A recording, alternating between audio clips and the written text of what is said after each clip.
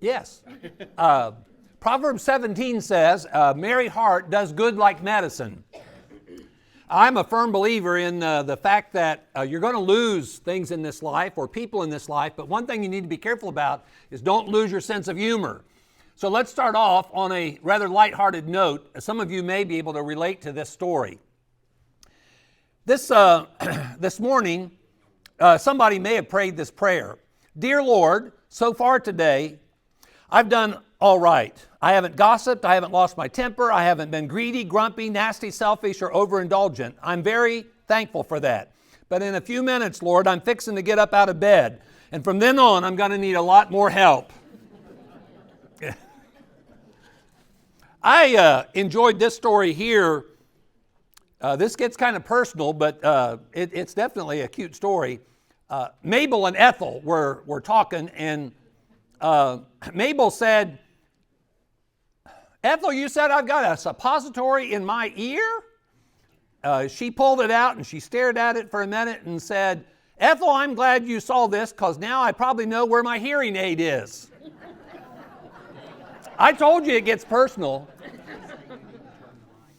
Okay, well, I want to thank the elders for the chance to come here. I want to thank you because I know you could be doing something else right now. I know you'd love to be home doing some housework or maybe out working with your bushes and doing some landscaping, but you chose to come here, and I'm just really thankful for that. And we really want to make this a time that will be a benefit to you. I want you to be able to say when you leave this building that this was a good experience. I learned something. And I hope that many of you will be encouraged as well as choosing to learn something this morning. I don't have a problem with this being a very relaxed atmosphere. I want you to feel free to wander around anywhere you need to.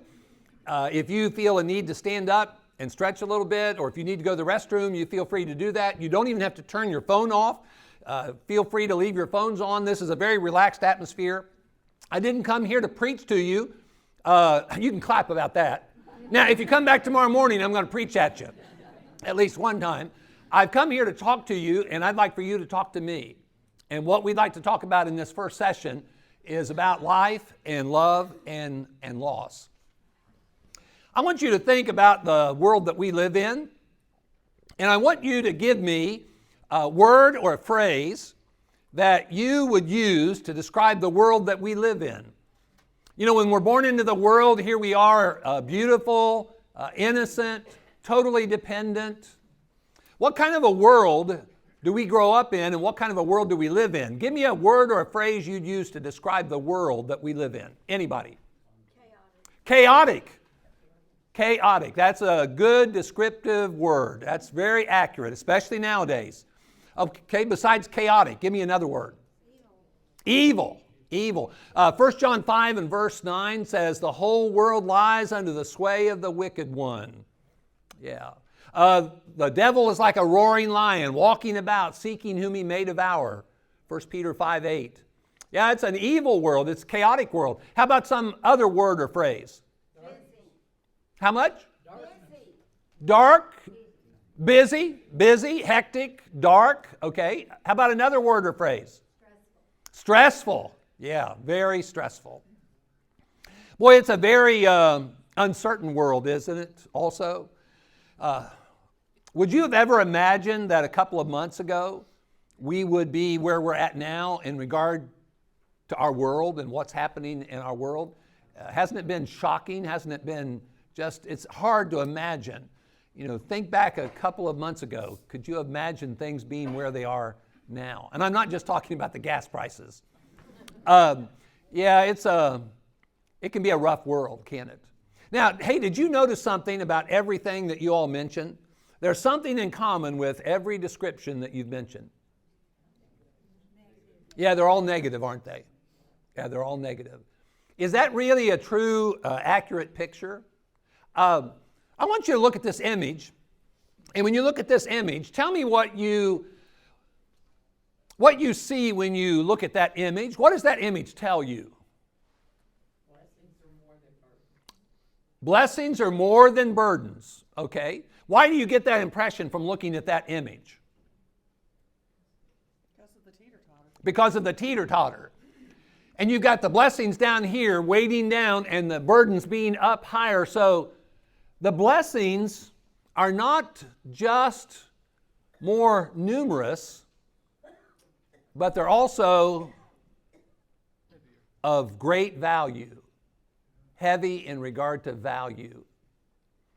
Let me suggest to you something that is not always going to be consistent with how you feel. You are always more blessed than you're burdened. Always. There's never an exception to that. Never. There's not a moment in your life that you're not more blessed than you're burdened. But sometimes we don't always feel that, do we? The story of Job in the Old Testament, whenever you think of Job, what most often do you think about in regard to the story of Job? Loss, suffering. As a matter of fact, a lot of times people talk about Job being the book about the problem of human suffering. Now I want you to think though for a minute about the blessings of Job. Think about the blessings that Job experienced. List for me some of the blessings that Job experienced in his life. Family, okay. How big of a family? Large family, bigger than the Waltons on Walton Mountain.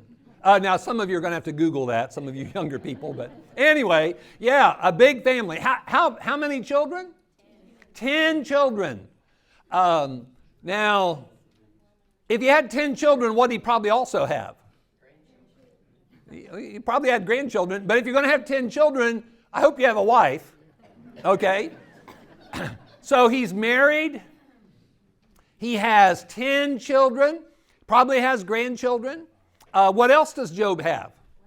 He has wealth. He has tremendous wealth, doesn't he? I mean, when you read about those critters, 7,000 sheep, 3,000 camels, 500 yoke of oxen, 500 female donkeys, and a very large household. I'm thinking that Job and Mrs. Job were really smart to have 10 kids. That's a pretty good work crew. You know, if you're going to have that many critters, you need to have a lot of crew. So imagine how helpful those 10 kids could have been when it came feeding time for all those critters. So here you've got Job, blessed with marriage, blessed with 10 children, probably some grandchildren, blessed with all kinds of wealth, especially in regard to his livestock. How about some more blessings of Job? Patience. Yeah, he had, and he's going to show that. That stick-to-itiveness, that endurance, he's going to show that as you read through the book of Job. What else did Job have? He had faith, didn't he? He had faith. And that faith was directed to the right object, God. What else did Job have? He got to keep his own life. He got to keep his own life. He had a life. He was alive. His heart was beating, the blood was coursing through his veins, the neurons were active between his ears. He was alive. What a blessing. He was alive. He was married. He had children. He had all kinds of wealth and prosperity. How many times did he go to the doctor? You know, at the outset of the story, apparently he has his health, right? Okay, now, you think about all those blessings. Now, what did he lose? His wealth, his family. His wealth, his family, his health eventually. Yeah, tremendous loss. How many of you have lost a child? Oh, yeah. That's about as abnormal and unnatural a loss as you could possibly experience. We expect to bury our parents or our grandparents. We might even, once in a while, think about the possibility of burying a wife or a husband. But to bury a child is so beyond what is natural and normal. Such a harsh thing to experience. Now, can you imagine not just losing a child? How many of those 10 did he lose? He lost all of them. Now, just think about that. Try to put yourself in their shoes. And by the way, besides Job, who else lost those 10 children besides Job? His wife did. Yeah, his wife did. Now, when you suffer that much loss and you begin to be burdened like that in your life, you know what may happen to you? It may mess you up. It may cause you to think some things and do some things and feel some things that you've never felt before. I'm going to pretend to read. I could quote it, but I'm going to hold the Bible up here and I'm going to read it word for word. I'll bet you've heard this verse before. Job 14, verse 1. Man who is born of woman is a few days and full of trouble. Man that is born of woman is a few days and full of trouble. Now, is what Job said in Job 14:1 true or false? Okay, man that is born of woman. Do you know of any other way to get born? Okay, even in our crazy world that we're living in. Okay, born of woman, check. Man that is born of woman is a few days. Is that part right? In the grand scheme of things, a few days. Now, wait a minute. On Facebook, I'm an avid Facebooker. It helps the ministry a lot. By the way, we have a public Facebook page for the Widowhood Workshop Ministry. 3 words. I'd love to have you go like it and follow it. Widowhood Workshop Ministry. It's a public Facebook page. Anybody can like it and follow it. But yeah, that idea of this particular thing of how long you live. On Facebook, periodically, when somebody reaches 90 or 100, I see these celebration posts on Facebook, and everybody uses a word to describe that life. And it's the word long. What a long life. Now, Job said, man that is born of woman is a few days, is 90 years or 90 years plus. As a matter of fact, we've got some people here that are 90 plus years. Okay, now, is that a long time or a short time? Is that a bunch of days or a few days? Not in the grand scheme of things. I was driving on Van Road in Jackson, Tennessee one day, and I was listening to this guy preach. I have no idea what church he was from. But he made an observation that really stuck with me, and I thought, oh, I wish I would have heard this 30 years ago. Here's what he said.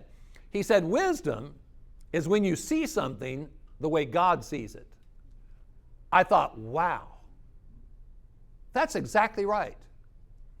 If you see marriage the way God sees it, you have wisdom about marriage.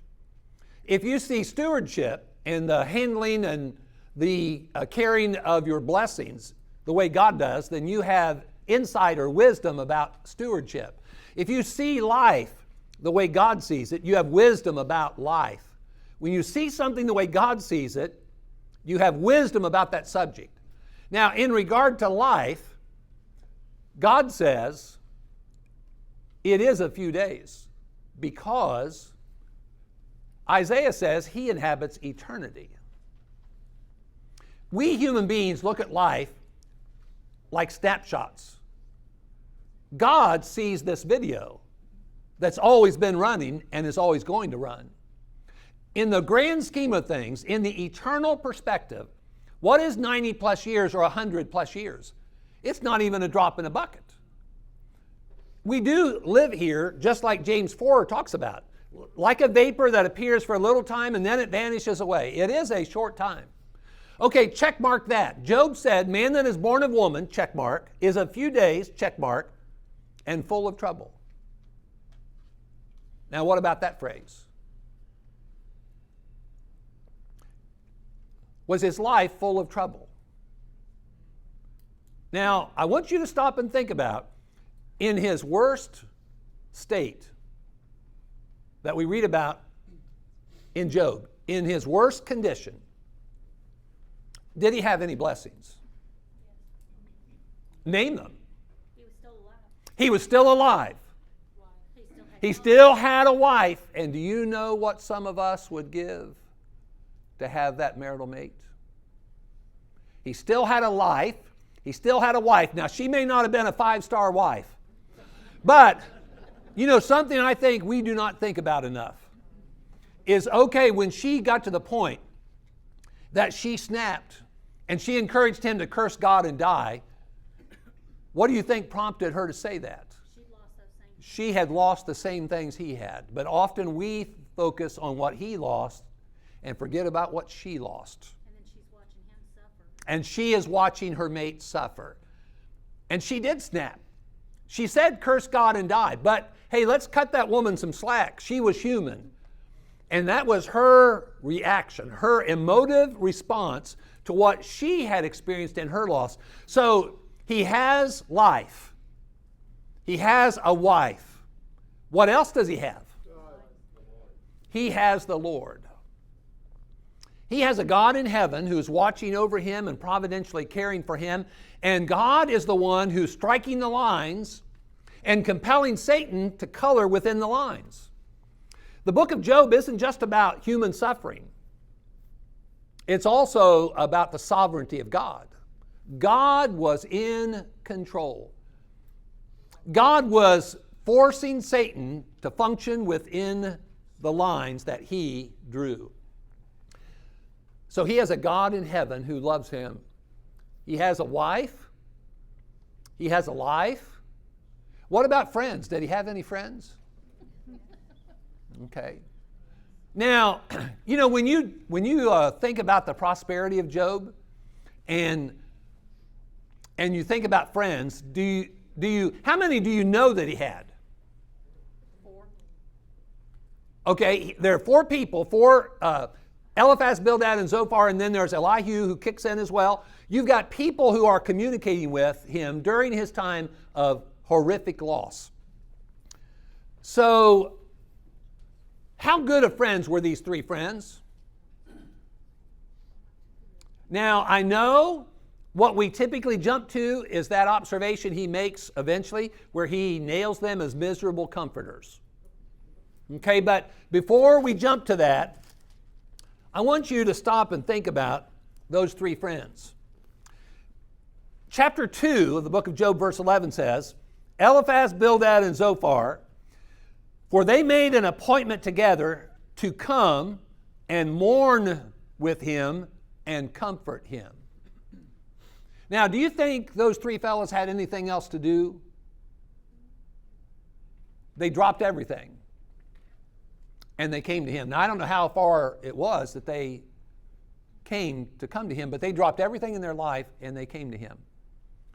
Do you know what's one of the best things, maybe the best thing, that you can do when you find out somebody has suffered loss? You drop everything and you just go there. You don't have to know what to say. You don't have to know what to do. As a matter of fact, probably just going and keeping your mouth shut can sometimes be the best thing.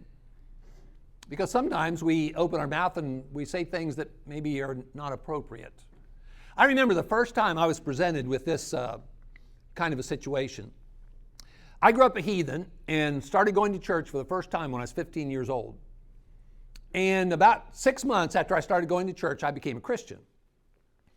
It was about a year later that I had a woman named Shirley Gerber call me on the phone, and she said, Dean, you need to go to Brent's house because Brent's father died in his sleep overnight. It was a Friday night. It was a Saturday morning that Shirley called me.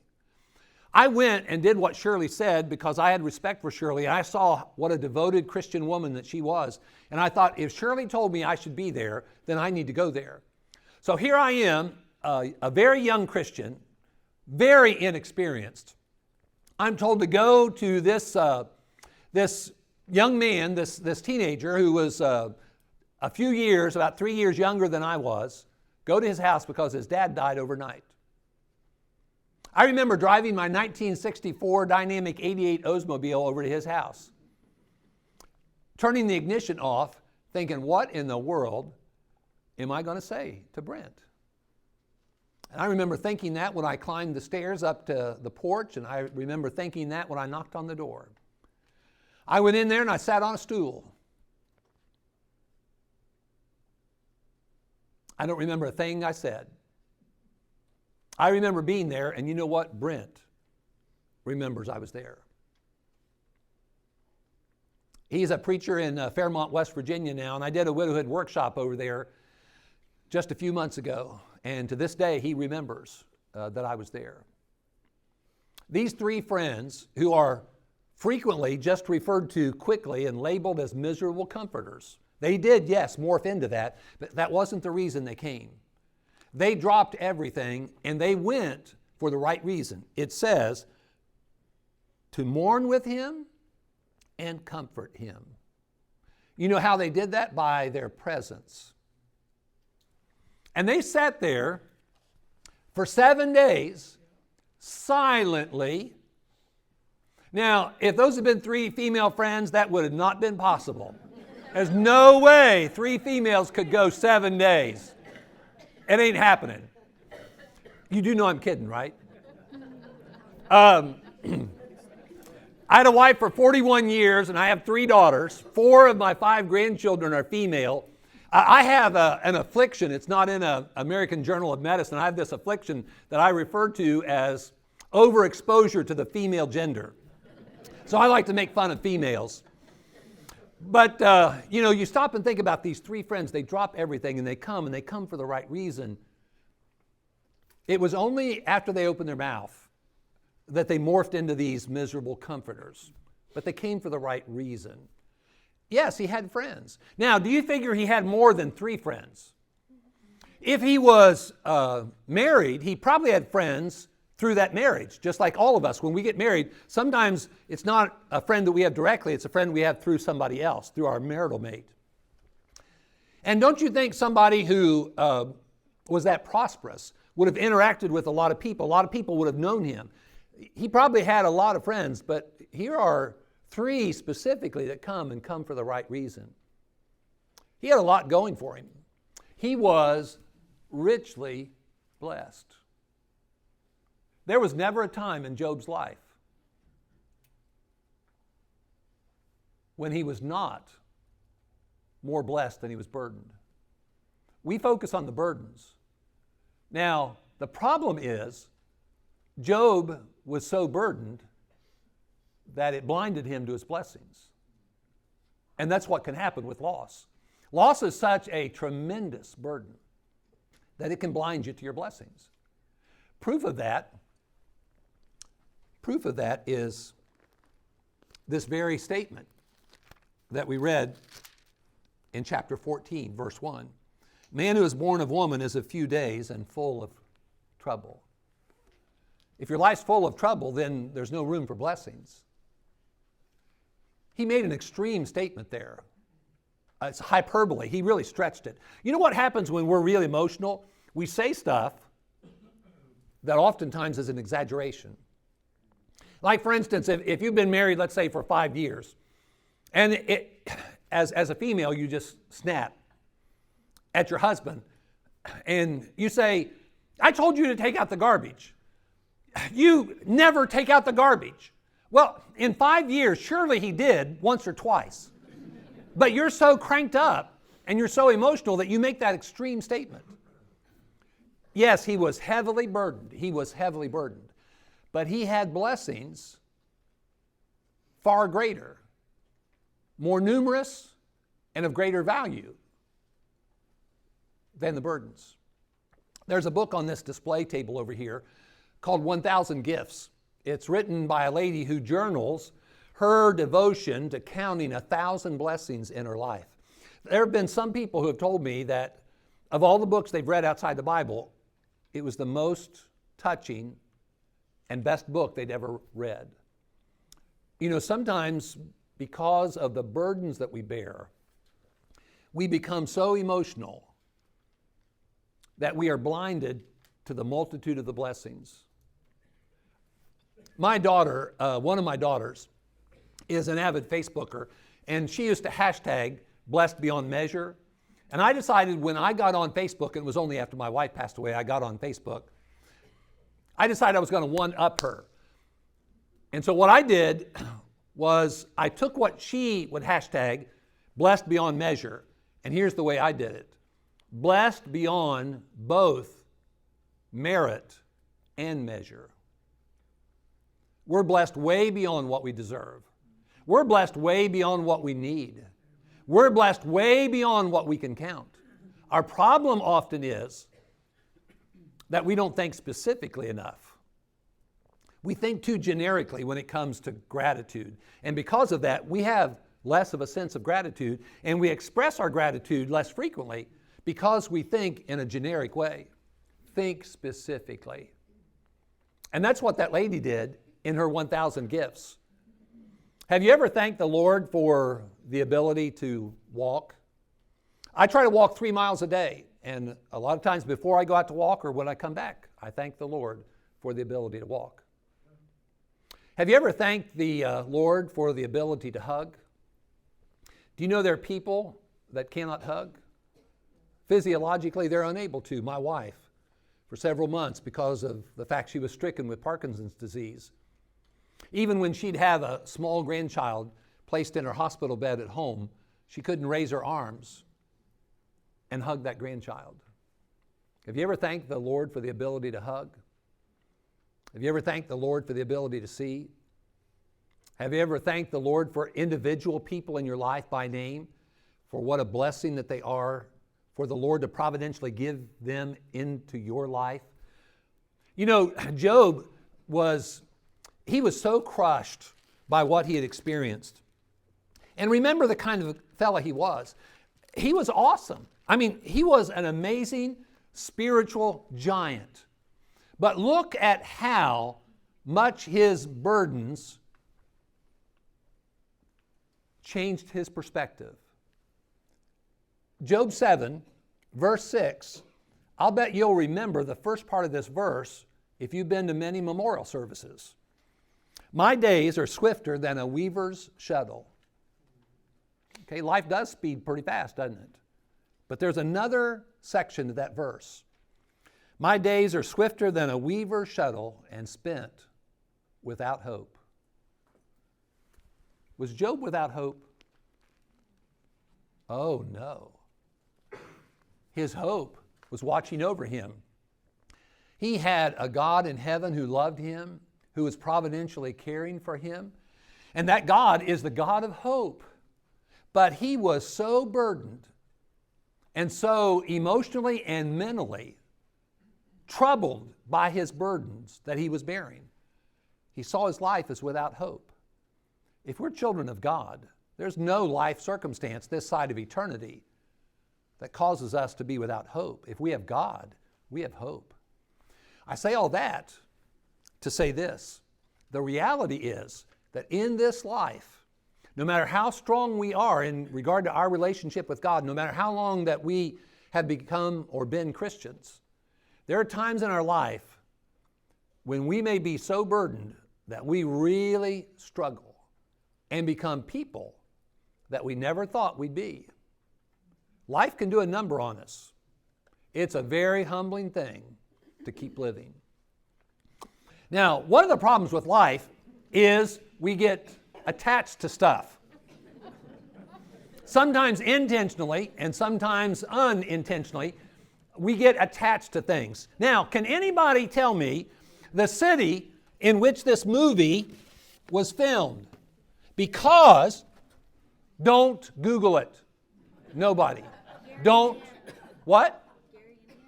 Gary, Indiana. You know, that's a good guess, but no. Who said that? I think, well, he has a daughter-in-law, a son, and a daughter-in-law who lived in Ohio for a good bit of time. So that's how he knew. Mike, come up here. You get to choose. This is what my family calls the golden chest of prizes. Now, this is a pretty neat box, and we only give it to really smart people. Mike knew that this was Cleveland, Ohio, 1983. What's the name of the movie, by the way? Christmas Story. It was filmed in Cleveland. You can go to the house where this movie was filmed. It's like a museum. It's really cool. Now, Mike, you get to choose out of this box anything you'd like. There's a bottle of Listerine in here. There is a can of Rotel, the original kind. There's a humongous Slinky in here. There is also, there's a travel toothbrush in here. There's a card. One of my kids found this card they wanted to put in here.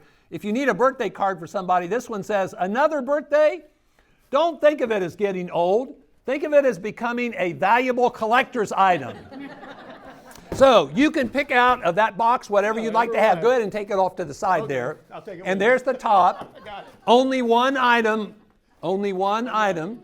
Mike, only one item. As much as I go back and forth to see the kids and all, I'm going to get the little thing of your Listerine. Oh, the Listerine. Okay. Oh. Good for travel. Yeah. Okay.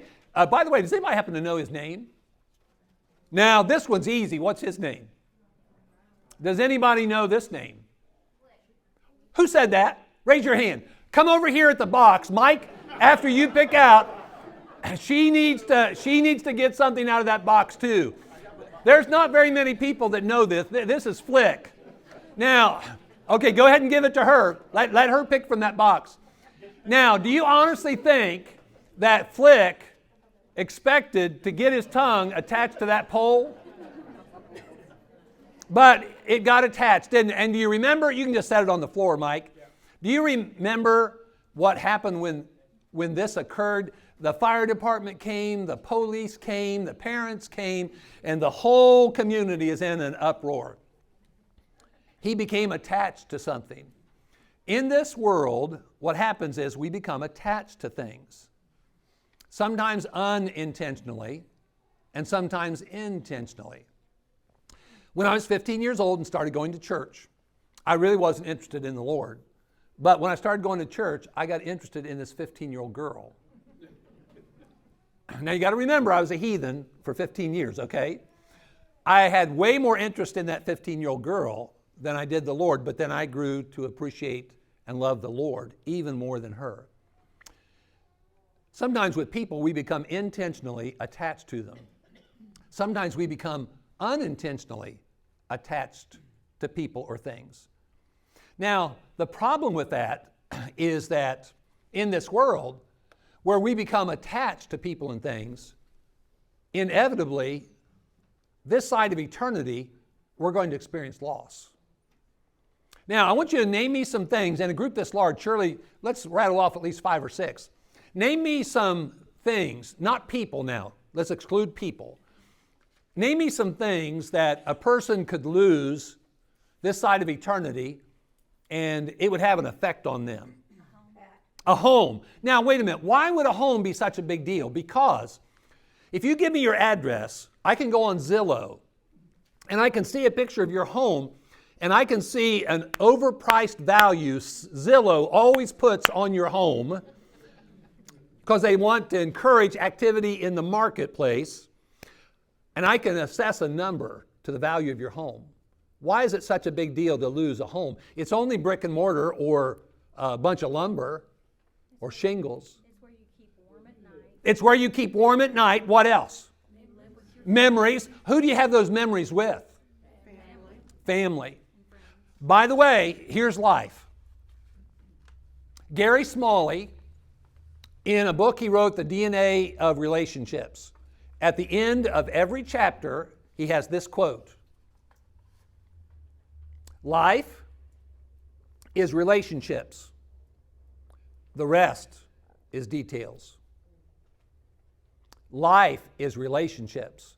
The rest is details. We live with people in those homes. We've had experience with them. You know, I have come to learn, sadly, late in my life, not too late because I'm still alive, but way too late in my life, I learned people, relationships, and experiences. That's what life's about. People, relationships, and experiences.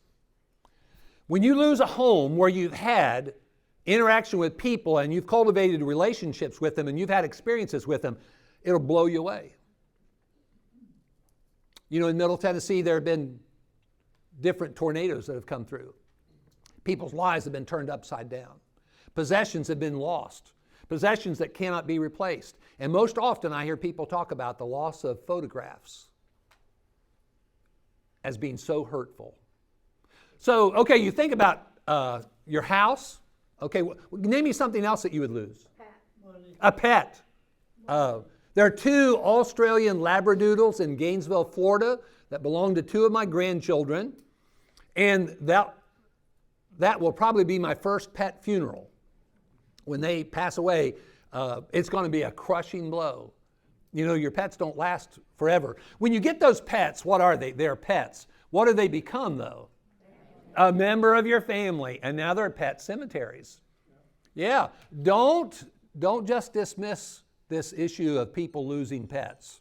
It can have an effect on some people. Okay, give me another thing that... Job, money. What else? Job, money, health. That's my timer to remind me about my time. I said you don't have to turn your phone off, okay? It's okay. There are a lot of things in life that if you lose them, it'll really do a number on you. It'll shake you up. Now, what's another way to lose your marriage besides death? Divorce. Do not ever underestimate the effect that a person experiences when they've gone through a divorce. There's nobody that gets up there in front of family and friends and the Lord and says, I do, that's planning on divorce. Divorce is a horrific loss as well. It is a crushing blow to the dreams and the hopes that you had when you said, I do. Divorce is a loss of a relationship and a lot of things that go with that relationship. Think about the loss of health that somebody mentioned. There was a lady named Carolyn up at the church where I was at in Hartville, Ohio, about an hour south of Cleveland, Ohio. And I went with her and some family members when the doctor told her about her cancer. It was a terrible diagnosis. It really blew us all away. I asked the doctor after he explained about the situation, I said, Doctor, could we stay here for a few minutes and talk about what you've told us and pray together before we leave? And he said yes. So we did that. He left, and then we talked about what we had heard, and it just really shook all of us up. We spent some time in prayer after we talked about it. And then Miss Carolyn and Butch, her husband, went to the desk and checked out. And then we went just outside the building. This was January in Northeast Ohio. It was cold and the snow was blowing all over the place. Now let me tell you about Butch and Carolyn. They got married when they were teenagers.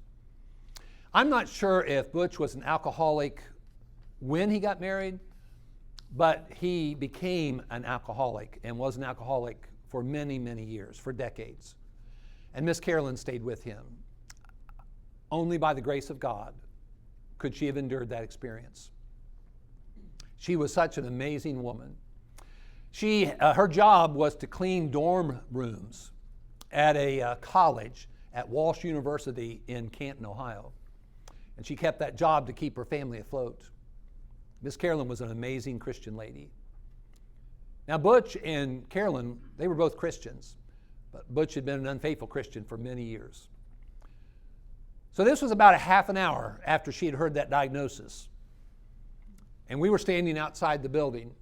And Butch said, let me go out and get the truck and I'll bring it to the door. So Butch goes out to the parking lot.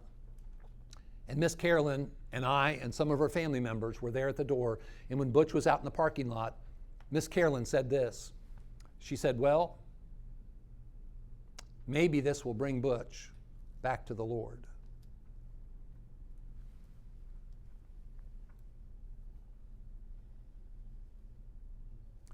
A very painful loss.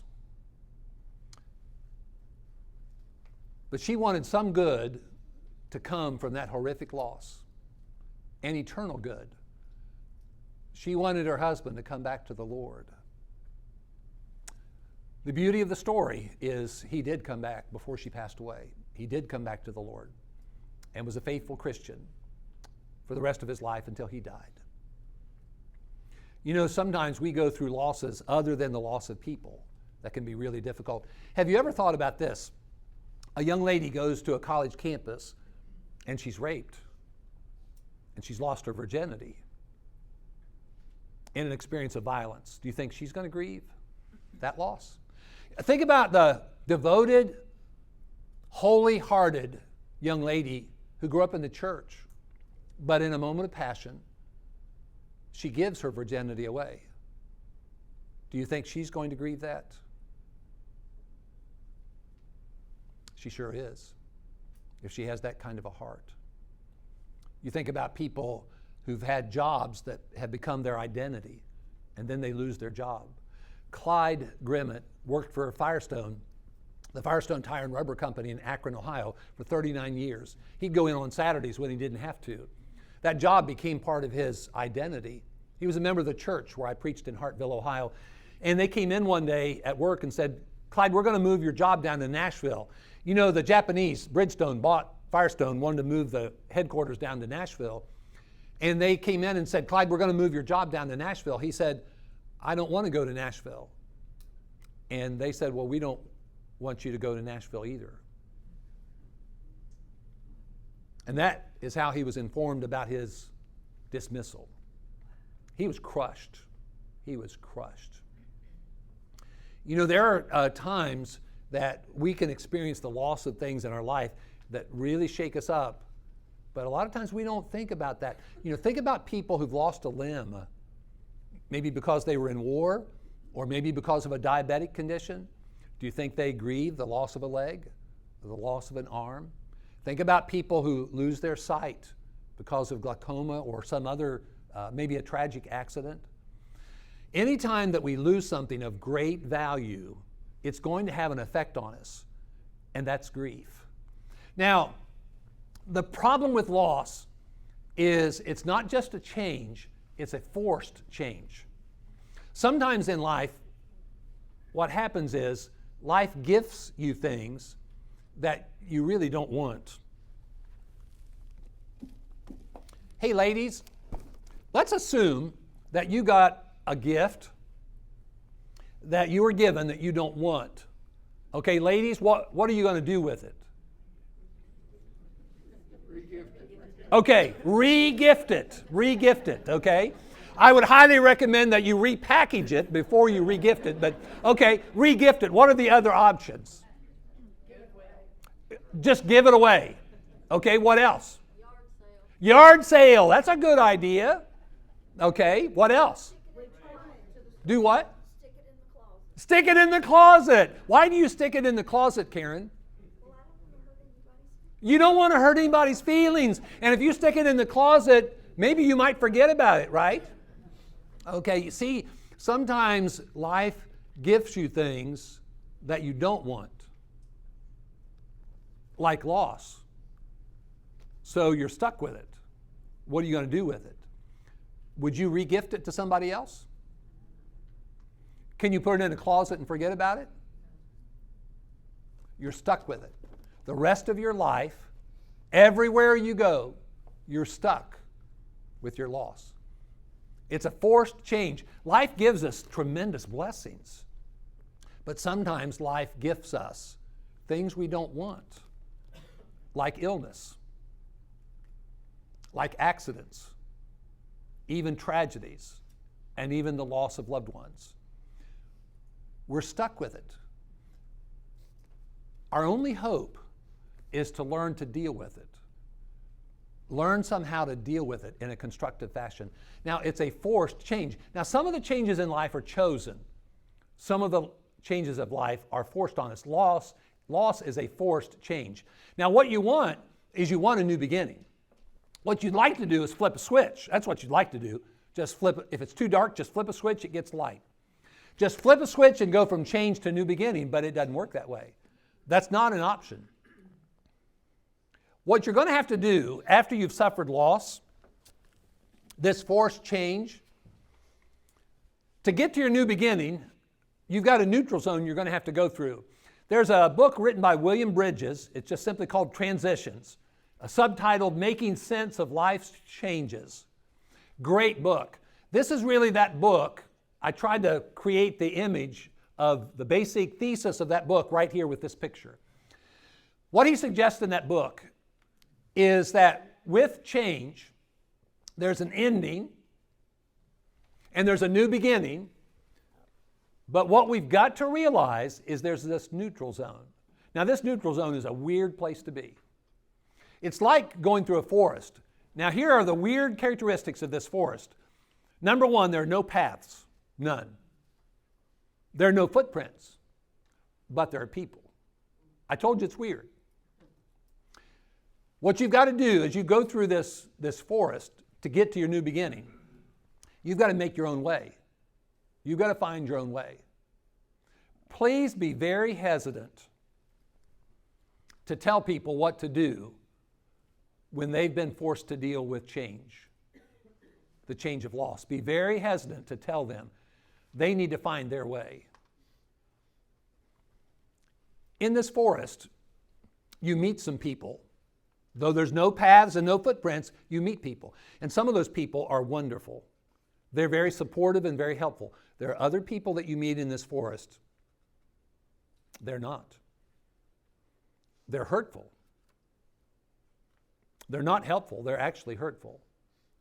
When a person suffers loss, great loss in their life, there are going to be times when they're going to experience things with other people that are not going to be helpful.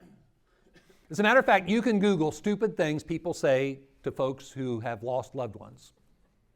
As a matter of fact, in one of the 2 books I've written, I listed several things that are said to widowed people, really stupid, out of place kinds of things.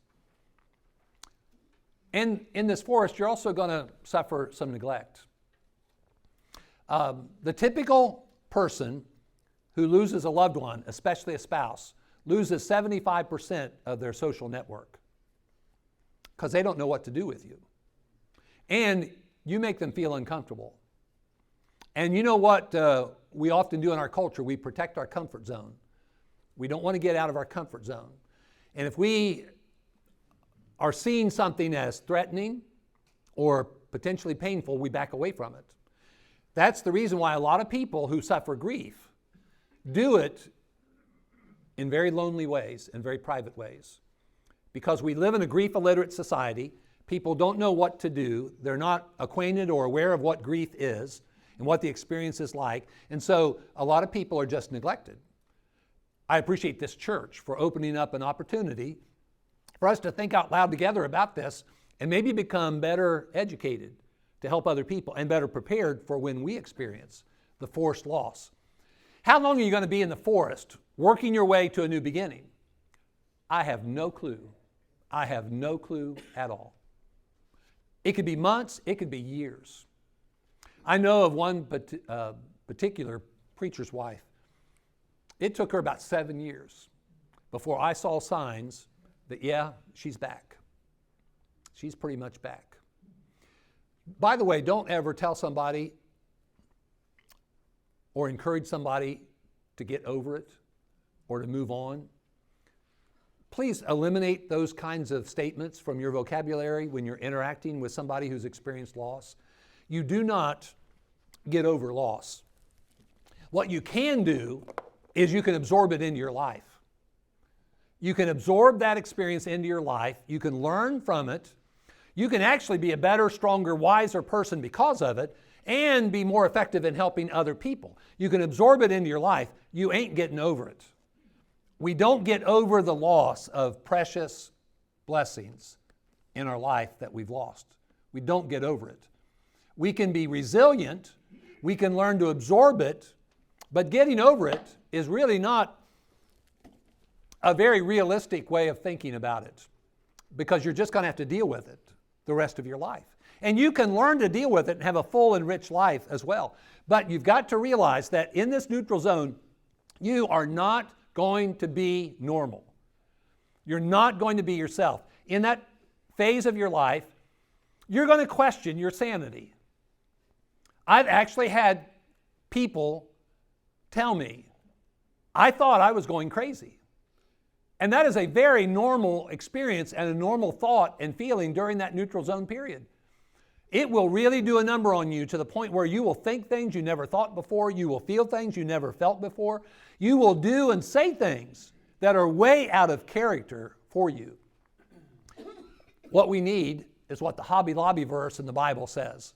I noticed you have one here in Columbia.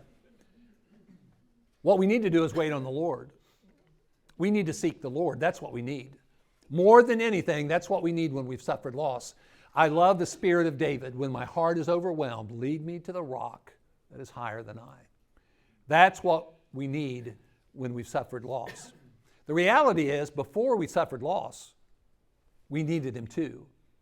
We need the Lord when we're enjoying prosperity, and we need the Lord when we're trying to endure adversity. The problem with our prosperity sometimes is we forget about the Lord, the source of the blessings. The problem in the adversity is sometimes we're so blinded by the burden that we don't see the blessings. And boy, isn't it hard to be human. It is hard to be human in a fallen world. And that's the struggle that we have. The mental, emotional, spiritual, and psychological and social struggle when we've lost precious people in our life. The next session, we're going to take about a 7-minute break. We're going to take a 7-minute break. And after that break, we're going to target especially heaven's perspective about widowhood, about the loss of a spouse. And what we'll see in that, what we'll begin to learn in that is if you know about the greater losses of life, it will help you in dealing with the lesser losses of life. And there are greater losses and lesser losses. But we're going to get back together in about 7 minutes. Now, if you don't get back here in 7 minutes, I'm going to threaten something. If you don't get back here in 7 minutes, I'm going to sing to you. And I'm going to sing to you, and I want to tell you, to make the threat even of greater value, I know Barry Manilow tunes. You better get back here.